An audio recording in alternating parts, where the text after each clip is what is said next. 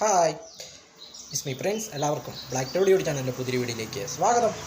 എന്തുണ്ട് വിശേഷങ്ങൾ? എല്ലാവർക്കും സുഖമല്ലേ? എല്ലാവരും ഹാപ്പി അല്ലേ? ഹാപ്പി ആയിട്ടിരിക്കുക. Anything happy life has to go on always പോസിറ്റീവായി. അപ്പം നമ്മളിന്ന് നോക്കുന്നത് വാട്ട് ഈസ് ഭാരതരത്ന, എന്താണ് ഭാരതരത്ന. അപ്പോൾ അതിനെക്കുറിച്ചാണ് നമ്മൾ നോക്കുന്നത്.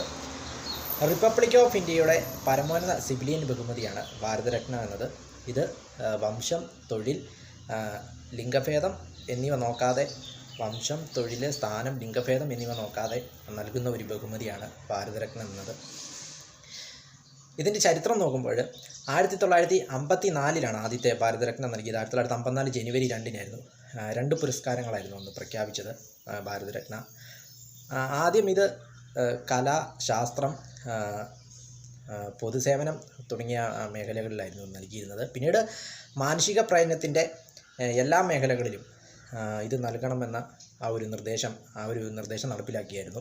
2011 ഡിസംബറിലാണ് മാനുഷിക പ്രയത്നത്തിൻ്റെ എല്ലാ മേഖലകളിലും, അല്ലെങ്കിൽ ഏത് മേഖലയിലാണോ മാനുഷിക പ്രയത്നം ആ മേഖലകളിലെല്ലാം ഇത് നൽകുന്നതിനായിട്ട് ഉള്ള അംഗീകാരം നടപ്പിലാക്കിയത് 2011 ഡിസംബർ തൊട്ടാണ്. ഇത് ലഭിക്കണമെങ്കിൽ ഇന്ത്യക്കാർക്ക് പുറമേയുള്ള ആൾക്കാർക്കും ഇത് ലഭിക്കും. ഇന്ത്യക്കാരാകണമെന്നുള്ള ഔപചാരികമായ ആ ഒരു ഇതില്ല.